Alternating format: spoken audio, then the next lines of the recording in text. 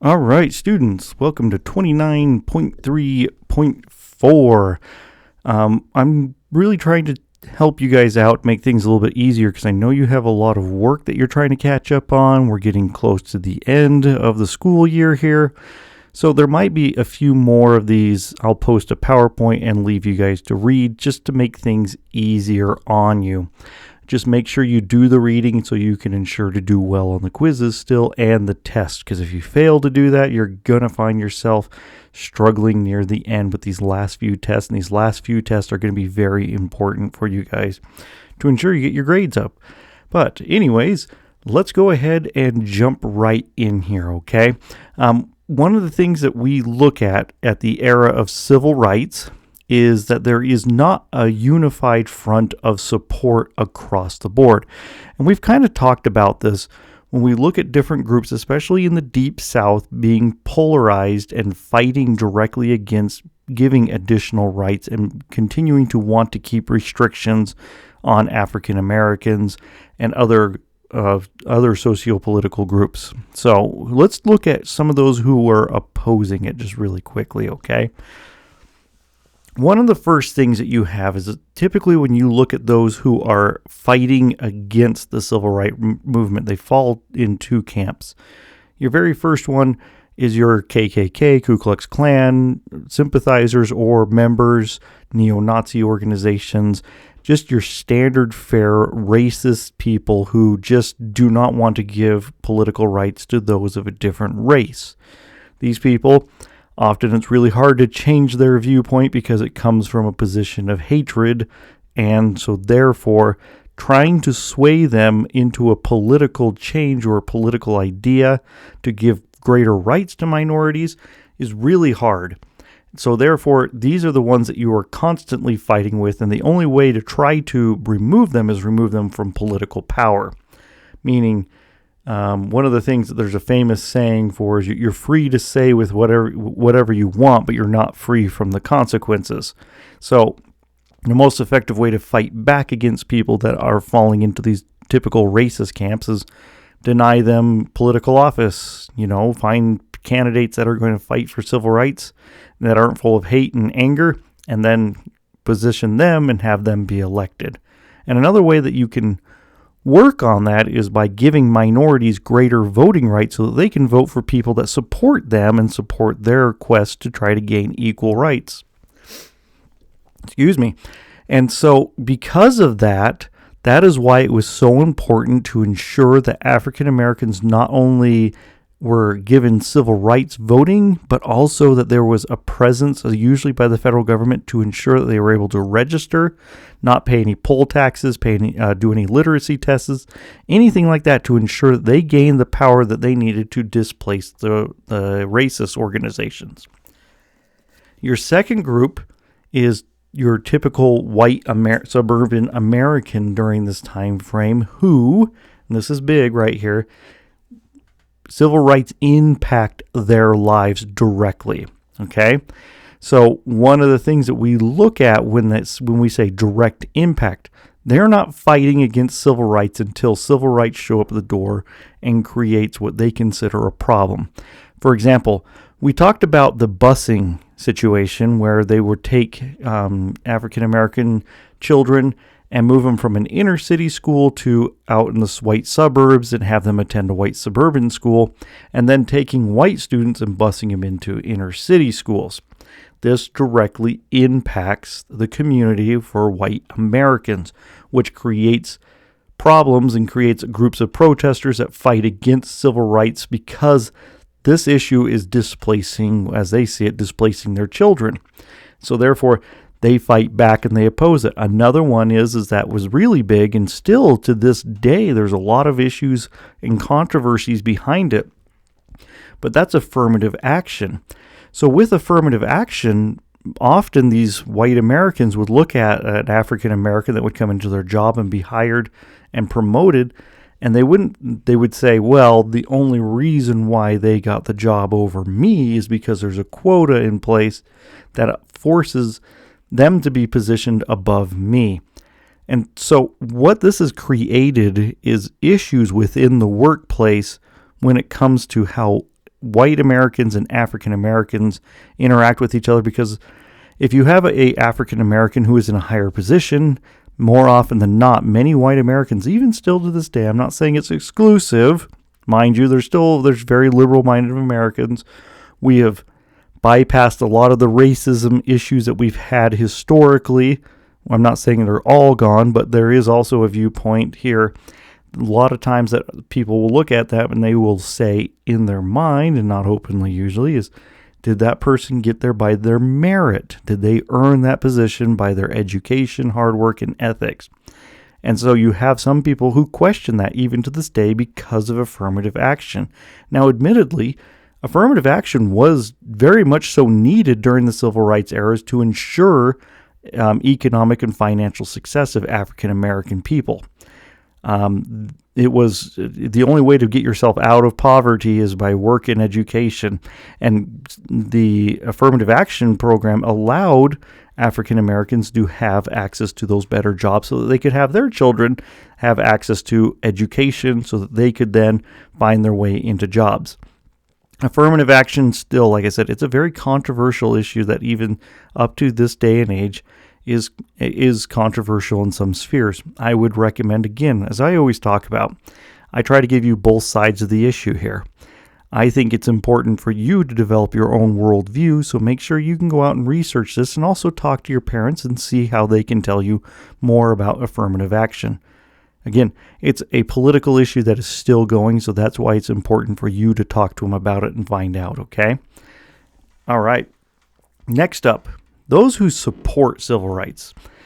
These were different groups of people. So you have your minorities, of course, who are going to support civil rights because they want to be equal in society. So that's a big thing on there.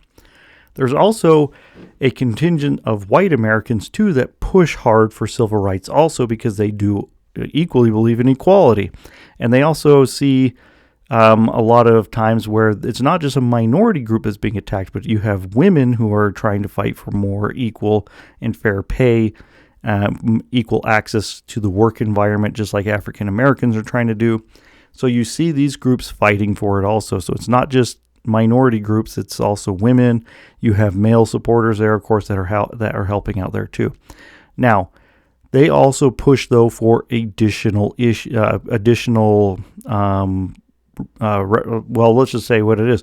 They look for like reparations and other things to help the minority groups pull themselves out from what they saw as a economically disadvantaged situation. So one of the first ideas that they push for is reparations. And this is where they say, because of historic injustice against your race or your people, we want the federal government to pay you X number of dollars so that you can then become economically equal with white Americans due to this historical racism ideas that have been around since the beginning of America, or so they will look at and say.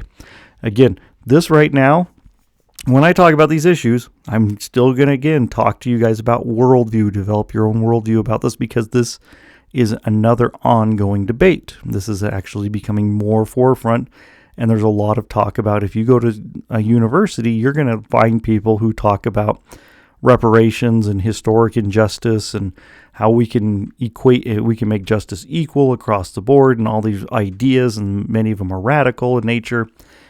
You're going to be exposed to it. So it's good now to, again, research, talk to your parents, and develop a worldview in order to understand these positions, okay? The other things that they were looking for is like land grants to Native Americans, free education. There was ideas to also push for like free housing, subsistence payments, all sorts of different things to try to what they saw as leveling out the field economically for all the oppressed minority groups that they had seen as having historical racist oppression that's been promoted and pushed out there by ideas in academia. So again, I don't have a strong position on either side of this. This is something you need to research, though, so that you can understand what people believe and the issues that they see behind this, okay? And if you think there's validity to the argument or no validity to the argument, make your choices. Make sure you're making an educated choice.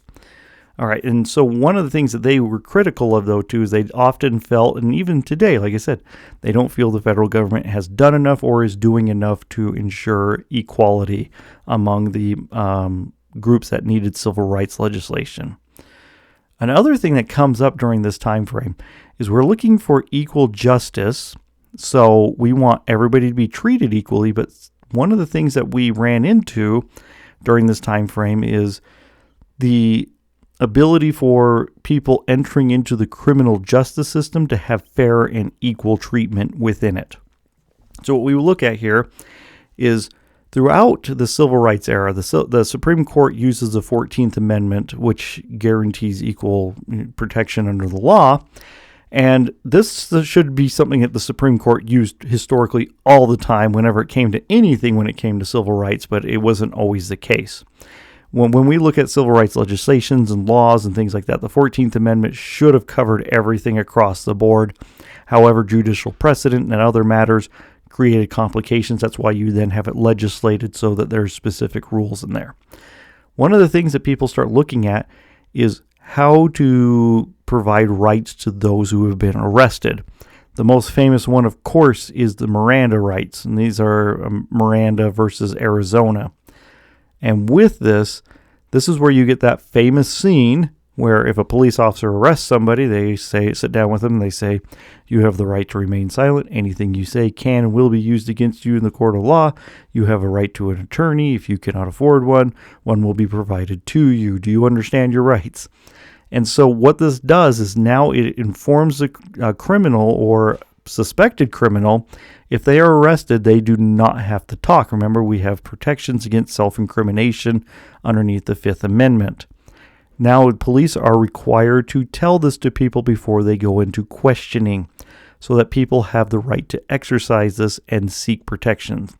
There's also additional rules that are more strict. Warrants become stricter and harsher. Reasons to search into a person or their home also becomes stricter. You see a lot more. You see appellate processes gaining more time frame and people having greater access to appeal their convictions. You see radical reforms in prison sentencing.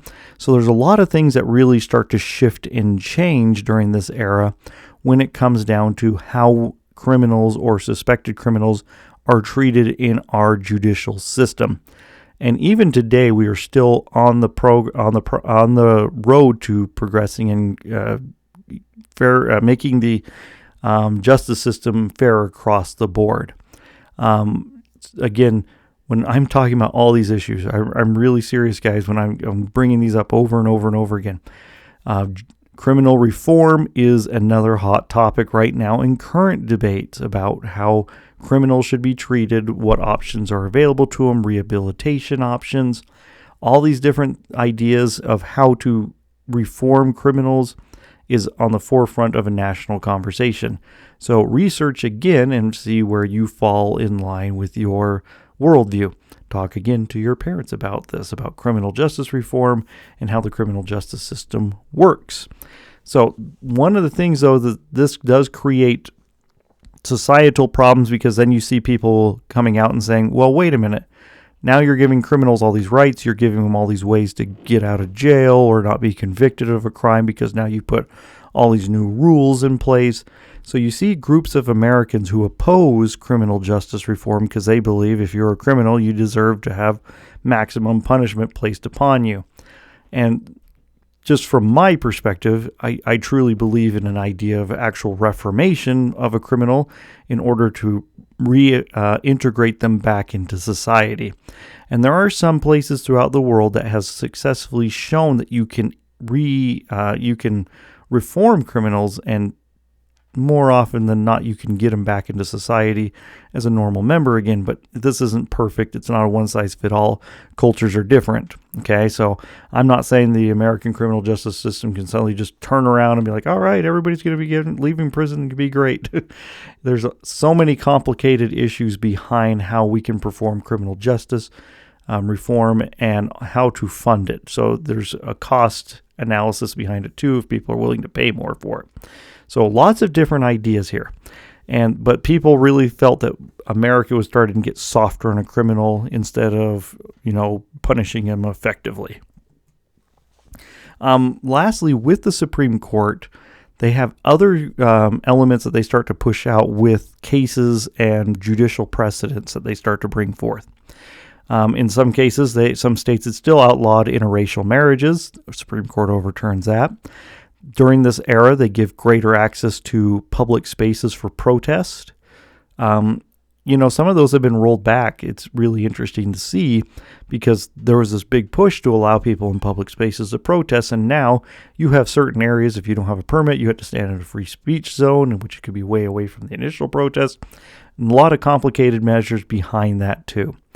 Another one is they opened up greater ability for people to come out and vocally oppose the government. Remember, we're coming out of the 1950s, where if you were an opposition to the government, you were often seen as a communist. Even still into the 1960s and 70s, that was still the case. If you oppose the government, many people more often than not be like, you're a communist. But it really took away a lot of that stigma that was from the 50s and early 1960s about that kept people afraid to criticize the government. And going into the 60s and 70s, people are bold and they are out there openly opposing the government. And the last thing they do is that they really start to focus in on this idea of separation of church and state. That's where you start to see this really come to a head in American society. You see the Supreme Court banning Bible reading in school. You see them banning prayer in school. So you start to see the federal government or the Supreme Court really starting to push that barrier between church and state further and further apart to try to create that chasm that they believe needed to be in place. And again, another thing that's coming up, you start seeing more and more cases about people suing about things that they believe are religious displays on public property. So there's a lot of complicated ideas behind this. So again, really great to research some of these court cases and some of these judicial decisions in order to make yourself informed as to the historic basis of the initial ruling and how that precedent now impacts today. All right, guys, that ends this section here. We will see you again tomorrow. Much more to cover in this unit. This is a very, very long unit. Going into chapter 30, we probably will move more into reading because there are so many units in chapter 30, but we will try to balance it out as much as humanly possible and make sure you still get to talk to me and also make sure you get your work done because I want to make sure you're successful in these courses. All right, guys, I will see you tomorrow.